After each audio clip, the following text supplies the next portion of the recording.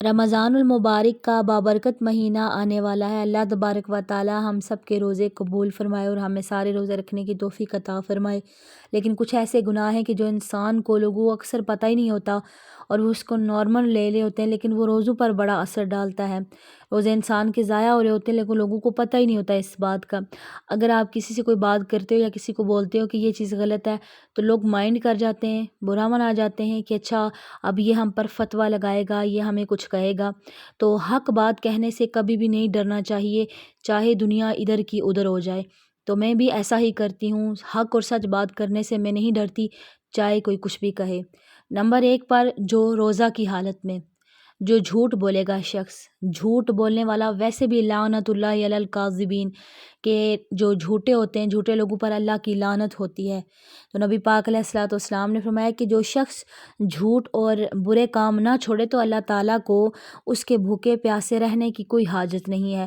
تو روزے کی حالت میں ہم لوگ اکثر کہتے ہیں نا، جھوٹ کو نئے نئے نام دے دیے، جی بہانہ کر دیا، یا فلاں بندے کو ٹال دیا، یا میں نے یہ کر دیا، ایکسکیوز کر دیا، وہ ہوتا ہے جھوٹ بولنا۔ تو ہر طرح کے جھوٹ سے بچنا چاہیے۔ نمبر 2 پر غیبت کرنا، کسی بھی مسلمان بہن یا بھائی کی پیٹھ پیچھے اس کی برائی بیان کرنا۔ اگر تو وہ بری عادت اس انسان کے اندر موجود ہے تو پھر وہ غیبت ہے، لیکن اگر وہ اس انسان کے اندر موجود ہے ہی نہیں تو پھر وہ بہتان کہلائے گا۔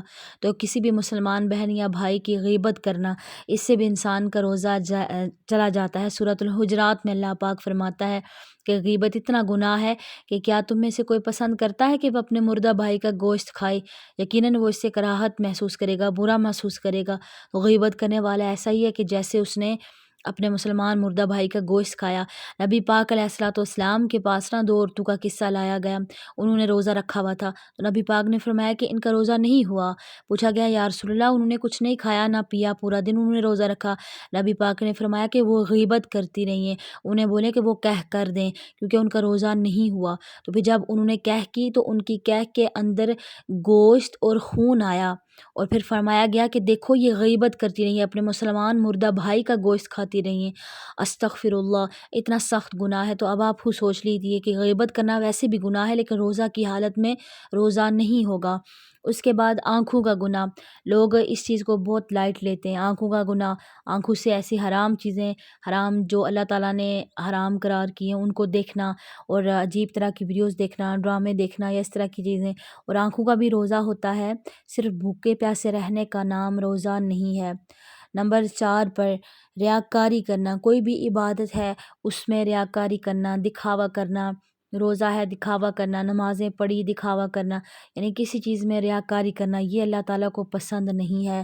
اللہ پاک پسند نہیں فرماتا کہ ریاکاری، ہاں اگر نیت بدل جائے، فار ایگزامپل کوئی انسان ذکر کر رہا ہے اللہ تعالیٰ کا، اور اس کی نیت یہ ہے کہ اگر میں ذکر کروں گا اونچی آواز میں تو میری یہ نیت ہے کہ باقی لوگوں کو بھی اس سے شوق پیدا ہوگا، تاکہ ان کے ذہن میں بھی یہ بات آ جائے کہ ہم بھی ذکر کریں، یہ تو جائز ہے۔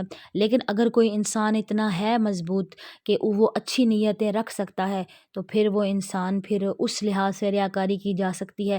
یا بعض دفعہ ایسا ہوتا ہے کہ لوگوں کے ذہن میں، کیونکہ آج کل سوشل میڈیا ہے تو لوگوں کے ذہنوں میں یہ چیز ہوتی نہیں ہے کہ ہمیں یہ کام کرنا چاہیے، تو بعض دفعہ لوگ پھر اس وجہ سے دکھا رہے ہوتے ہیں، جیسے یہ جو بڑی بڑی کمپنیز ہیں یا جو ویلفیئر والے لوگ ہیں وہ دکھا رہے ہوتے ہیں تاکہ لوگوں کے سامنے لوگوں کے اندر بھی یہ شوق پیدا ہو کہ ہم بھی یہ کام کریں۔ تو لوگوں کے اندر شوق پیدا کرنے کے لیے، ان کے اندر ایک عملی مثال بننے کے لیے لوگوں کے سامنے، تو اس نیت سے پھر کیا جا سکتا ہے۔ لیکن دکھاوا کہ لوگ کہیں گے یہ بڑا اچھا انسان ہے، تو اس نیت سے نہیں کرنا چاہیے انشاءاللہ تبارک و تعالی۔ اللہ پاک ہمیں عمل کرنے کی توفیق عطا فرمائے۔ السلام علیکم ورحمۃ اللہ وبرکاتہ۔